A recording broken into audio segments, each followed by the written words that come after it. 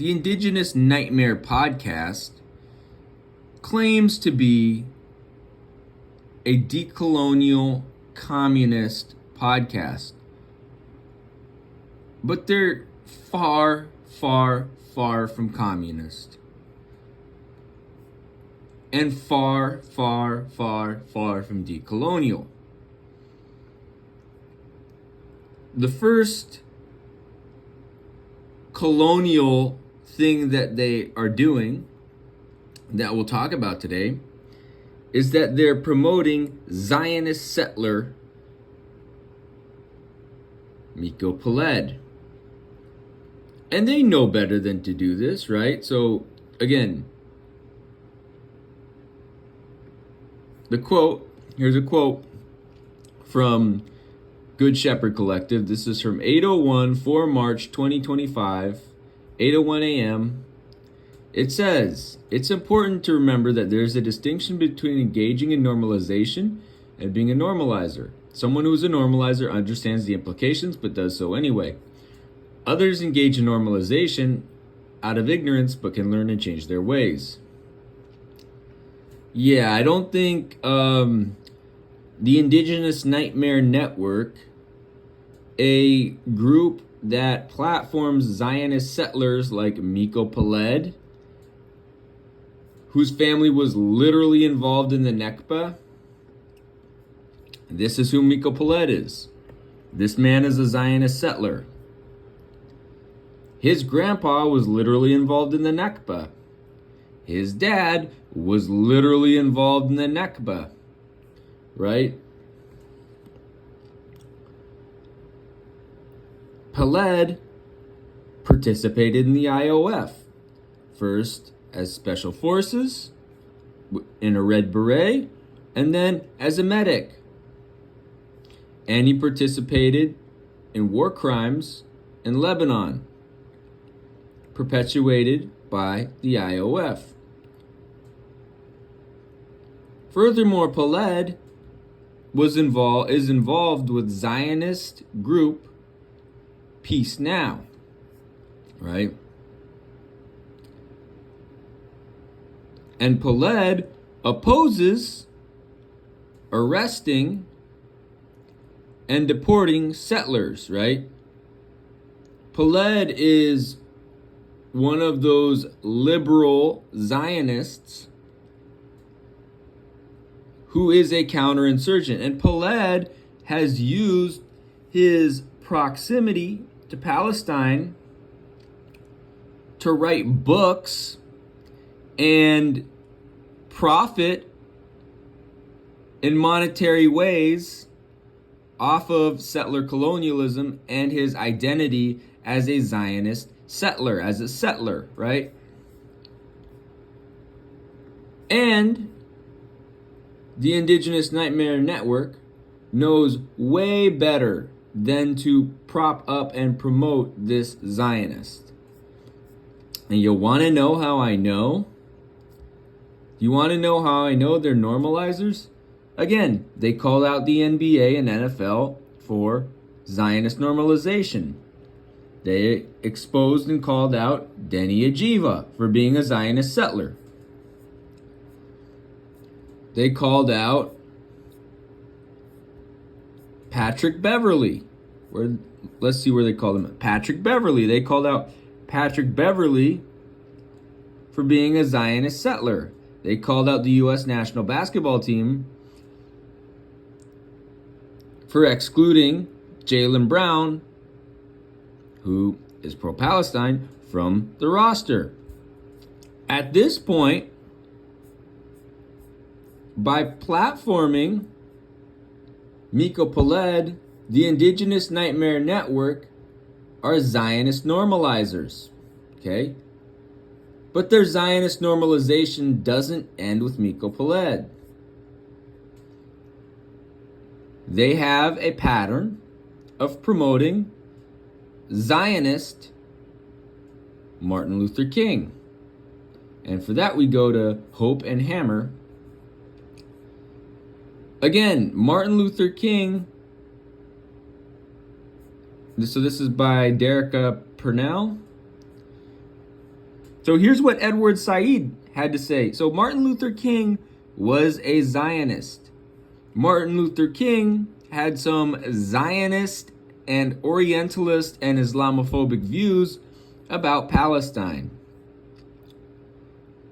And Edward Said said, here's what Edward Said has to say about Martin Luther King. Palestinian scholar Edward Said has written and spoken about his great admiration for King, but could not forgive him for being a tremendous Zionist, nor fathom how the Southern Protestant circus clown failed to empathize with Palestinian refugees. I mean, but the Indigenous Nightmare Network, they're not outliers. They call themselves Afro-Indigenous, right? They're not outliers in the African diaspora in the United States. Again, Dubois was a liberal Zionist. Garvey was a liberal Zionist. And now in modern times, in 2025, Mark Lamont Hill and Robin D.G. Kelly are liberal Zionists and cannot be trusted. And Mark Lamont Hill is a particularly pernicious, malicious liberal Zionist as well, right? That man wrote a book with Mitchell Plitnick, who is a Zionist operative of B'Tselem and JVP and the FMEP and all these other Zionist think tanks. And he is also a normalizer, right? So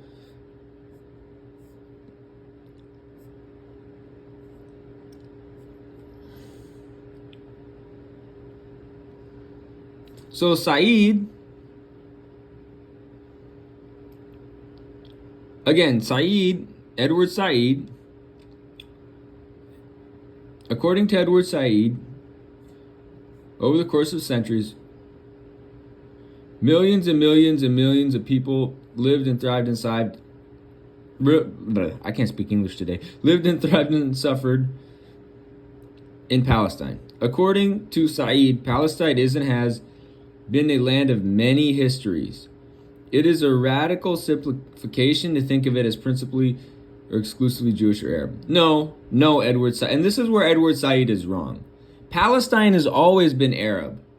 Palestine, like my family has always lived in Palestine. If you didn't know, I'm Palestinian Druze. I am from the town of Daliat al-Carmel, 20 kilometers southeast of Haifa. That's where my family's from. All right. Palestine is multicultural, multi-ethnic, and multi-religious. And you got your Muslims, Christians, and Druze. My family's Druze. That's multi-religious. And those three religious groups also become ethnic groups. Then you have to factor in Afro-Palestinians who came there to go see Masjid al-Aqsa. They arrived to go see Masjid al-Aqsa on their way to Hajj. They went to Hajj. They came back to Qudus and Ariha, and they just stayed there, right? So Palestine's for Palestinians, Afro-Palestinians, and Palestinians who are Muslim, Christian, and Druze. Right? No settlers allowed up. Despite this rich history of cooperation among people who laid claim to the land, King has surprisingly referred to a critical role for Western imperial powers to seek a resolution in West Asia. When he found himself struggling to balance his relationships with Arab leaders, and Zionist Jews, a group of his advisors suggested that he offer the UN as a mediator for Palestine. Again, MLK, Zionist normalizer. He explained in subsequent interviews that the U.S. government, along with the UN, Soviet Union, France, and England, could work out security for the Zionist entity and quote-unquote development for the Arabs. Again, Martin Luther King was a virulent Zionist, a virulent Islamophobe, and a virulent Orientalist. And it's sad to see, it's quite pathetic to see a group that calls itself communist and decolonial shilling for liberal Zionist, Orientalist, and Islamophobe Martin Luther King. But should we really be surprised that the Indigenous Nightmare Network is Islamophobic when they promote people such as Diallo Kenyatta? They literally promote people such as Islamophobe Diallo Kenyatta, who we'll get to in a couple seconds. They literally promote people such as Zionist terrorist Xi Jinping, whose country, China, is the second largest trading partner of the Zionist entity, which we'll get to in a second, right? And that's on numerous occasions, right?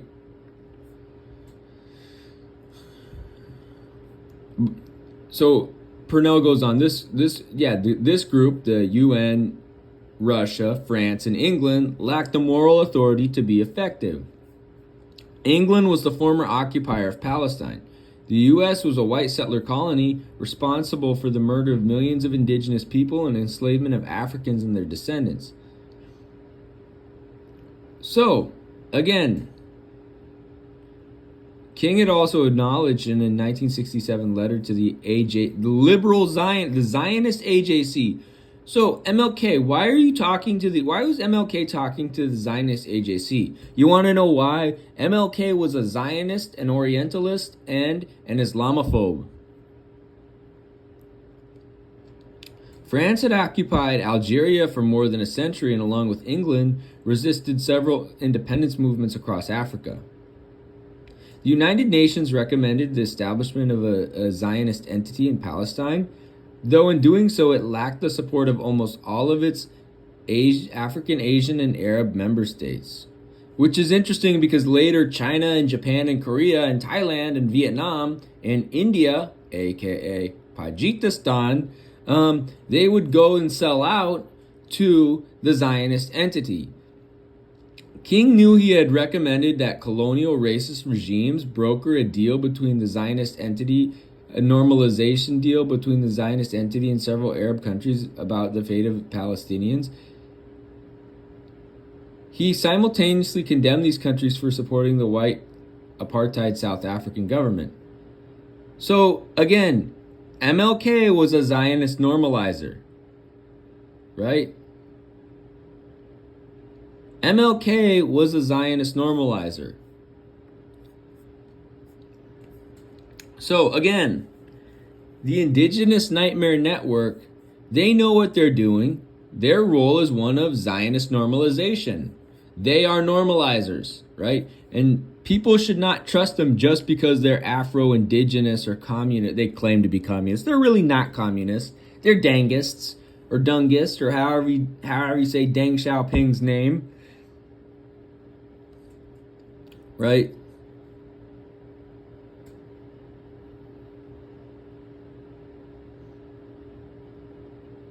Again, MLK was an Islamophobe. MLK was an Orientalist. MLK was a Zionist. So, again, the Indigenous Nightmare Network, they know what they're doing by promoting Zionist, Orientalist, and Islamophobe MLK.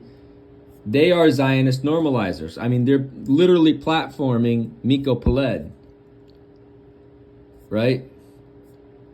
Under the guise of decolonizing media, which is particularly pernicious, malicious, and disgusting. But what's another form of Zionist normalization that the Indigenous Nightmare Network does? And that's their platforming of China. Again, China is the second largest trading partner of the Zionist entity. Chinese academic institutions collaborate with Zionist academic institutions. That's normalization. So you have several instances of Ryan Wilson shilling for Zionist China. And it's particularly Ryan Wilson shilling for Zionist China. and shilling for Zionist terrorist Xi Jinping. Xi Jinping is a Zionist terrorist. So why is Ryan Wilson allowed to remain with the Indigenous Nightmare Network if he's shilling for Zionist China? And let's talk about the stats, man. So, check it out.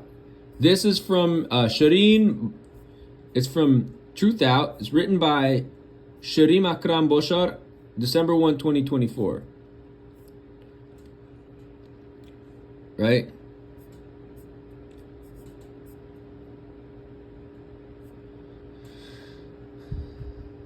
So, check it. China's collaboration with the Zionist entity in fields like technology, AI, and energy have drastically expanded in recent decades. In 2021, China became the Zionist entity's second largest trading partner globally and its largest in Asia.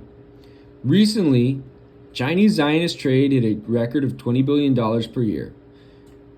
Chinese and Indian companies have privatized the Haifa port, which Netanyahu allowed against the wishes of the U.S. China's Belt and Road Initiative, begun in 2013, encouraged more Chinese companies to invest in the Zionist entity or set up research and development centers in occupied 1948 Palestine. In 2014, Tel Aviv University and Tsinghua University of Beijing set up a $300 million research center.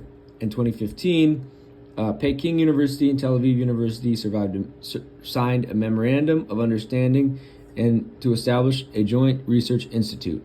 The same year, Shantou University and the Zionist entity's Tekion Institute of Technology established the Guangdong Tekion Institute of Technology. As Chinese activists in solidarity with Palestine explained, these collaborations are some of the examples of university students engaging with Zionist institutions as if they were normal, without recognizing that Zionist institutions are complicit with the ongoing genocide, occupation, and oppression of the Palestinian people. The same activists have outlined some of the collaborations between the Zionist entity and China on surveillance technology. In particular, the Chinese-backed company Hikvision. Hikvision is complicit in policing and surveillance in Palestine, China, and even the USA. Hikvision uses technology to surveil Palestinians in the occupied West Bank, logging the information in a database monitoring Palestinians in the West Bank specifically. Hikvision also provides technology to surveil and police the Uyghur Muslim population in the Xinjiang region of China.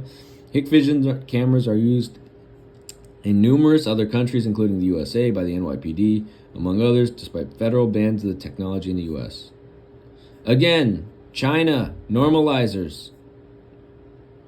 China benefited from the normalization process that began in 2020, allowing it to further its influence and investments in West Asia. With the Zionist entity integrated into economic cooperation more openly across the region, China became increasingly able to expand projects that encompassed both the Zionist entity and the Khalij. The normalization process has opened up new possibilities for the extension of China's BRI project into the region, for example. And since the start of normalization, China, the UAE, and the Zionist entity have all increased their collaboration in tech sectors, including AI research, bringing together, for example, China's Genomic Institute and Abu Dhabi's G42, both of which are also building labs and offices in occupied 1948 Palestine, as well as energy and development. The normalization process and the thawing of the Zionist entity's relationship with the UAE offers more economic openings for China, which has in recent years deepened its relationships with reactionary actors across the region, including Saudi and the UAE, and most recently Sudan's Army General. Clearly, the priority is stability for business rather than liberation for Palestine, right? And then about the Fatah publicity stunt that China pulled off. In July 2024, China brought various Palestinian factions together in Beijing to move towards national unity and to hash out differences between Fatah and Hamas. While it may have been largely symbolic, the event was part of China's attempt to increase its status and role in the region. Many have praised China for facilitating this convening, but little has come as a result of it. Even before October 7, China established a strategic relationship with the PA and its president Mahmoud Abbas, who had been nurturing a relationship for years. The Palestinian Authority is also widely criticized by the Palestinian left and others across Palestinian society for its security coordination and collaboration with the Zionist entity. China's currying of favors with the PA points to its goal of increasing its influence in the region rather than a sincere desire for Palestinian liberation. So, again, China's position on Palestine is in many ways representative as much of the BRICS organizations and their member countries. BRICS Plus representing Brazil, Russia, India, China, South Africa, Iran, Egypt, and the UAE and other states. Claims to represent an alternative possibility, a bulwark against the U.S., any defensive countries throughout the quote-unquote global South. However, as in the case of China, BRICS countries often rhetorically support Palestinians and champion the liberal Zionist two-state solution, while simultaneously furthering their investments and collaborations with the Zionist entity. This is most obvious in the case of India, the fifth largest trading partner of the Zionist entity globally, which actively supported the genocide in Gaza with arms sales and increased its partnership with Zionist institutions complicit in genocide after decades of nurturing close ties to the Zionist entity, at least going back to the 1980s and 1990s, and championing similarly right-wing Islamophobia. Russia has strong ties with the Zionist entity and has continued to provide coal to the Zionist entity throughout the duration of the genocide. Brazil and even South Africa, the country that brought the Zionist entity, the ICJ, have refused to stop their coal and oil sales to the Zionist entity. To be clear, this approach is contrary to that advocated by BDS. By cooperation with the Zionist entity rather than isolating it amid a genocide, these states and their state-backed corporations and tech companies are an obstacle to Palestinian liberation rather than part of the solution.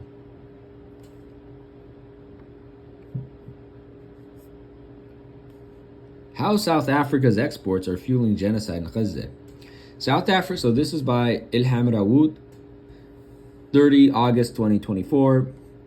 South Africa has been leading the international fight against the Zionist entity's genocide in Gaza, taking the country both to the ICJ and ICC. However, when it comes to trade, especially coal, things look especially different. Not only has South Africa continued to trade with the Zionist entity after October 2023, when the Zionist entity started its offensive in Gaza, despite the court cases and a strong diplomatic criticism of the country, but a large amount of South Africa's exports to the Zionist entity, coal, is fueling the Zionist settler colonialism of Palestine and the genocide of Gaza. South Africa is the second largest coal supplier to the Zionist entity after Colombia, and now with Colombian President Gustavo Petro announcing he will cancel all the country's coal exports to the Zionist entity, the country will be almost fully reliant on South Africa and Russia for its coal power. Again, South Africa is a settler colony, and South Africa is Zionist collaborators.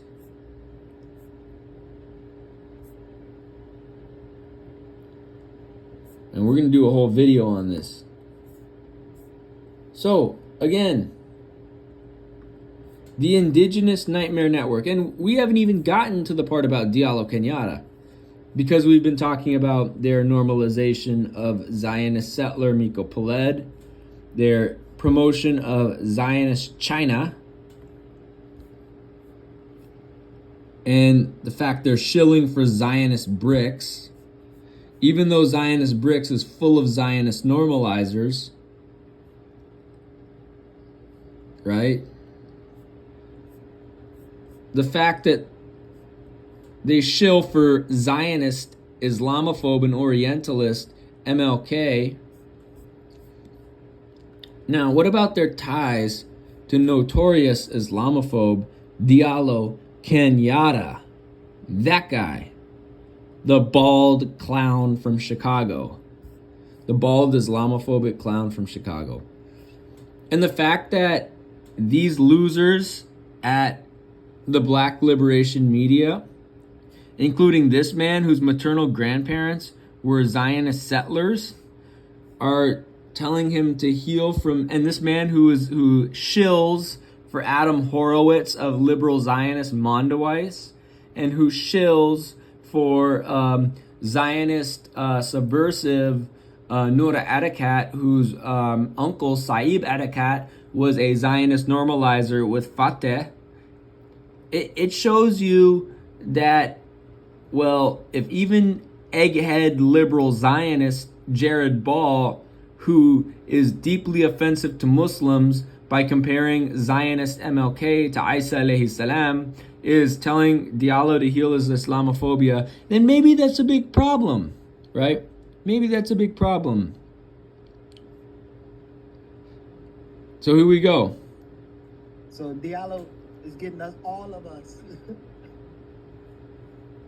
accused of Islamophobia. Black revolutionary, taking the sisters that support you for granted.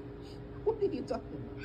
I love the Muslims. What Islamophobia am I? Again, this is the same guy who admitted that his maternal grandparents, who were Russian Jews, were Zionist settlers. This is the same guy who platforms liberal Zionist Adam Horowitz from Mondoweiss. This is the same guy who platforms Zionist counterinsurgent, Noura Erekat, whose uncle Saib Erekat was a Zionist normalizer with Fateh.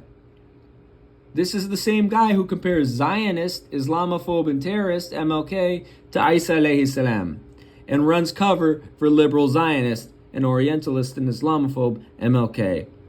You can't trust black liberation media. They are clowns, they are sellouts.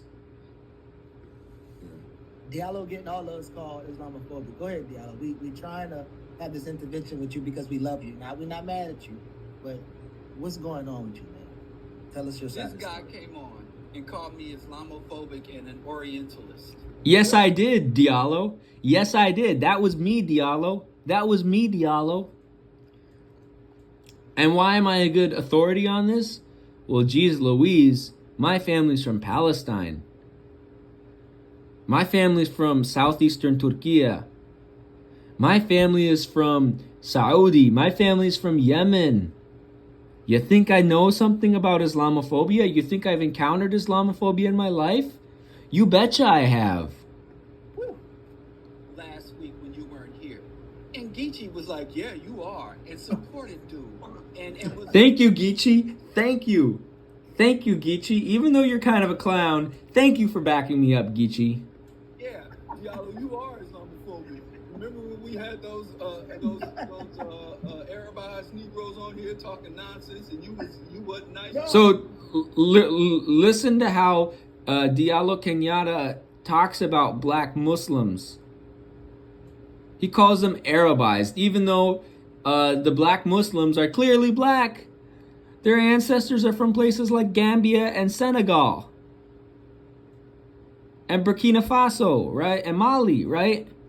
And then dude went and made a video and was like, yeah, Diallo called Islamophobic by his own co-host, and he still doubles down, right? Yes, I did make that video because it had to be made, because we don't tolerate Islamophobia around here, Diallo. And then the dude said in that same line, well, Geechee's Islamophobic too. And I said, that's what you get. Yes, by platforming Diallo Kenyatta, Geechee is Islamophobic. Because you're trying to reason with the irrational, and you try to Dude, double down. you talking about Arturo dude? Yeah, that dude. Oh yeah, and they even gave me a shout out by name. So what's up? Called me a name, and then you validated, and you got hit with the stray. No. Okay, my turn. Before My you just turn. send it to Wait, the beef, no. real quick, let me just say real quick, Arturo is not he's not a genuine interlocutor. This dude. Oh, am I not genuine, Jared Ball? Because I called you out because your grandparents were Zionist settlers on my land? He got at me and Todd. He called me. Yeah, and you are Orientalist for promoting John Henry Clark. And your little homie, Todd Stephen Burrows, is an Orientalist for supporting and promoting John Henry Clark. Yes, you're right, I did. Again, I'm the most anti-Zionist person here. liberal Zionist in one of his videos. He is, dude. If you're comparing MLK to Isa alayhi salam, you are a liberal Zionist. If you're admitting that your maternal grandparents were Zionist settlers on my land in Palestine, you're a liberal Zionist. If you're promoting John Henrik Clark, and if you're promoting Todd Stephen Burrows and Greg Carr, you are a liberal Zionist. Okay? So this dude is not. And then when he showed up in the chat a couple weeks ago when I was here, I invited him to engage, and he dipped out. So this dude is. Oh, you dipped out because I had other shit to do, you dumbass. But you can just see how evil Diallo Kenyatta is. So again, a large platform or a large part of the Indigenous Nightmare Network's platform is Zionist normalization, and someone has to call him out for it. So yeah.